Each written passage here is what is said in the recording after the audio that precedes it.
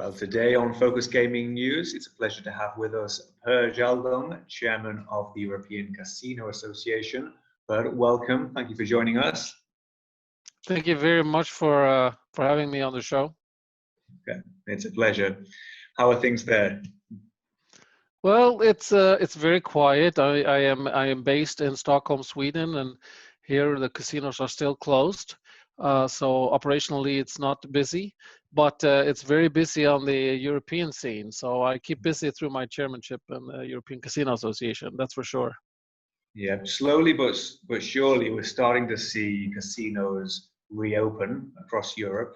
And indeed, the ECA held a webinar last week to get some feedback from members at their initial impressions, how they were seeing a reopening of their venues. Have you gleaned any insights so far as to how member casinos are experiencing reopening and what kind of reaction they've received from their customers? Sure. The European casinos have started to reopen, just like you say. We have several member countries, member companies that have opened up the doors and welcome customers again, and that is good news. We can only trust our expert authorities on health in the different jurisdictions. That they're making the right calls, since it's a very new situation handling a pandemic like this. I think we were all surprised about the speed that this disease spread, and then the sudden stop just in a matter of maybe 2 weeks had a terrible impact on not only the casinos but all of society.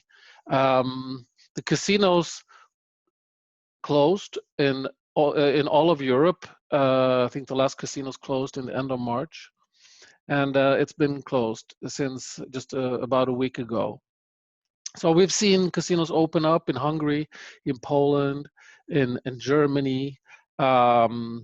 We have in Luxembourg and the Czech Republic as well, and Montenegro. And we have some other member countries that are preparing to open within the next coming weeks. I could let you know that, and I'm happy to let you know that the customers are very happy to come back to the land-based casinos. I think we all experience many phone calls asking when will you reopen, and also curious questions of how are you planning to open them in a safe and responsible manner. And we have taken lots of actions. Just like you said, we had a webinar here recently, but we have throughout this lockdown period had many different meetings in different groups, not only the ECA board of directors, but also member meetings and different working groups, trying to support our members in preparing to open the casinos. Yes, I would be happy to let you know how we open them safely, etc. We have done a lot of thought and taking this disease and the risks very seriously. It's in the casino environment. Many situations that can be questioned from a health perspective, and we have to take measures on each and every one of them, just like restaurants, hotels, and other places where a lot of people gather. So yes, it's been a busy time, but we're happy to see the light in the tunnel and that we are able to open up. Great. Are casinos finding that generally the hygiene and social distancing requirements that they need to introduce to reopen are workable in a practical sense? And is there anything that you would recommend casinos take into account, or things that they can do to help the transition to reopening and attract customers back to the casino floor? Yes, I think health, to secure the safety and the health for our staff and for the customers, that is the priority number one. we have to go through, each part of the casino from the minute the customers walk in. Sanitation, sanitizers everywhere, protection for the staff in screens, um, securing social distancing. And that could mean that you are fewer customers around the gambling tables. It could be restricted when it comes to the slot machines. If you are able to sit maybe at every other machine as a common measure. Also in the restaurants, I think the buffets have been removed in most places if there has been some kind of buffet, and instead it's food and drinks are served, in individual packaging, or on an individual plate to each customer, instead of sharing serving silver, etc. So just for plenty, a lot more cleaning and disinfecting and just training and communication. It's a lot of different parts in this, and we've had many discussions of what level or how, to what extent we need to go when it comes to all these measures. But we have compiled a list of best practice measures that we've shared with our members. But I would also like to add that it's not only among the European casinos that this has been bringing the, I would like to say that the members and the industry have come even closer together through this pandemic. But we've also stayed in contact with other casinos on other continents. We've had a close communication and cooperation also with the universities, particularly the University of Las Vegas and the International Gaming Institute. We have, I think most people that might watch this are familiar with Professor Bernard at the University of Las Vegas, and he's been very active bringing the industry together, sharing best practice around these questions that we are discussing here now. So the whole gambling world, the whole casino world has come together trying to find sustainable solutions to keep everyone safe, and at the same time trying to get back into business as soon as possible. It's been historic moments, not only for society but for our industry for sure. And do you think these restrictions, the limits that are going to be in place for really an indefinite amount of time, and still, are they going to be financially viable for most casinos? And is there anything that the association would say that government could do to help the sector? In some jurisdictions, the government set the standards by creating regulations that companies have to follow. And some other jurisdictions, it's more up to the individual operator. But I would say it is very similar measures that are being put in place pretty much everywhere. It just makes sense whether a regulator or government tells you to do it, or if you choose to do it yourself. We have to respect this disease. And I think if somebody were to open up a casino just like it was before the pandemic, I don't see that many customers would go there. So the restrictions make sense. I think it will be a level playing field eventually. There might be some differences between countries and jurisdictions within countries to begin with. But I think we will find a common practice everywhere after maybe a few months. Right. And then some casinos we've seen accelerating their plans to develop online presences, online casino brands as a result of the pandemic as a way to perhaps offset some of the losses that were faced in these months of closure. Do you see that as a trend that will continue as we come out of the pandemic situation? I think online casinos have there's growth in that area, whether it's legal or not. In Europe, it's the online casinos are the regulations are national.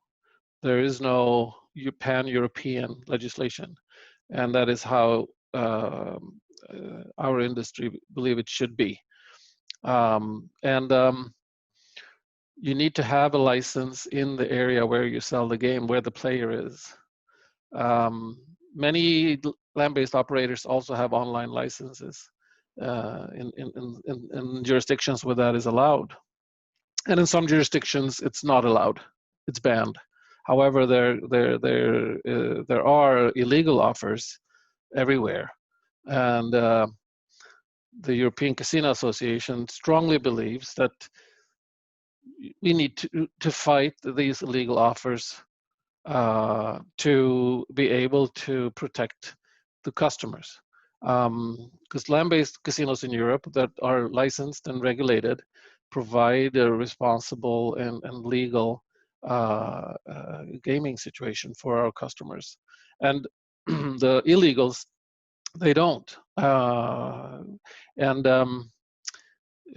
I believe what you said, the question is that are more land-based casinos going to try to be online as well? And I think, yes, I think if you have the opportunity to have an online operation, I think most of the casinos will have that. But in some of our member countries, you do not need to have a casino to have an online license. In some jurisdictions, you have to have it. It's a little bit different, so it's hard to be general in this regard.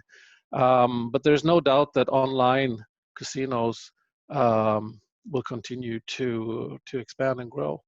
It's the same thing with online shopping, and a lot of services are provided digitally now. That is what we see.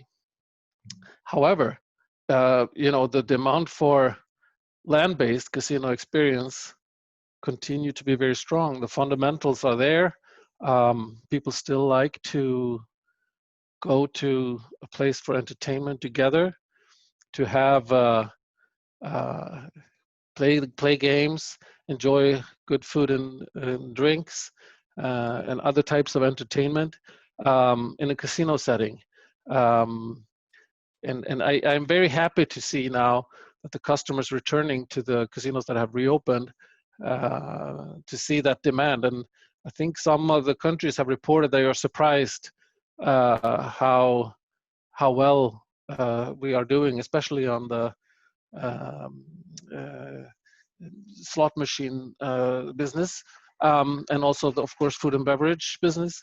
The table games, people might be a little bit more hesitant to start playing the table games. I think it has to do with concerns around how we manage to clean our chips, how close you sit, etc. But once we put all these measures in place where we make sure that we can communicate how we keep everything clean in the casinos, I think that the table games as well will pick up. We are not hesitating to spend considerable resources to disinfect everything that is involved in the games on a very tight schedule, so that we can minimize all risks for our customers and also our staff. It's interesting to see, if I can just take a couple more minutes, to see how the technical innovation is supporting our industry, and how many new things, how you can clean things with these blue lights, different sprays, and mists and machines that can clean things, and also different surfaces that can how do you call it? You can bacteria and viruses do not stick to these surfaces. So you know, when you're in this type of situation, it's really great for innovation, because people will come up with smart solutions. And yeah, we're seeing the light in the tunnel. That's what I could end this with. Excellent. That's good to see that the solutions are there, and we're finding these new resources, and that Yes. customers will always experience enjoy and want the experience of the physical gaming environment in a land-based casino. Sure. Is there anything else that you would like to add about work that ECA is involved in at the moment? I think we covered a lot of areas. No, let's put it this way. We are a staff-intensive industry. We have a lot of staff, and in most countries, governments have been able to provide support so that we could keep our staff on the payroll. We're thankful for that, because when there's no revenue for months, the companies have difficulties with liquidity, etc. And I think, thanks to the support, we've been able to survive, as it seems, even if it's been extremely difficult times. Some countries and some jurisdictions are still struggling, for sure. We are holding our fingers crossed that everything will go well for each and every one of our member casinos. We have not seen the end of this, and we have respect for that. This might have some victims, but we certainly hope that everyone makes it and can reopen. But the casino workers, they are extremely loyal to their companies that we have seen, and they really want us to open the door and welcome their customers again. And we've seen how both casino companies but also casino workers have tried to do everything they can to both help society in some jurisdictions where casino workers have stepped in and helped out in other areas in society where help has been needed in healthcare, etc. They're great at service, and they've been able to make a difference there. But also casino companies in different countries have helped with resources when it comes to their local communities, to contribute to the local communities in different ways. The casinos a casino in the cities, they are a very important economic motor, and a lot of things happens around the casino, and they support other industries. And so when the casinos reopen, it also means that there's a need for taxi rides to the casinos. There are people coming to the hotels nearby. The casinos start buying the flowers to keep the casinos beautiful. They buy the cleaning services to clean everything. They start buying back more food, drinks, and services like that. The uniforms and the tablecloth need to be cleaned. There's all the maintenance start to roll again, and it's just something that I think most cities, they are really looking after their casino. They know how important it is. So we hope, for everyone's sake, that this pandemic is starting to slow down, and that growth can come back and speed up. So that's my message. Excellent. Yeah, we certainly hope so, and look forward to seeing more ECA member casinos opening in the near future. So, well, Let's hope so. Thanks very much for your time, for joining us today, and thank you for your thoughts. Well, thank you very much.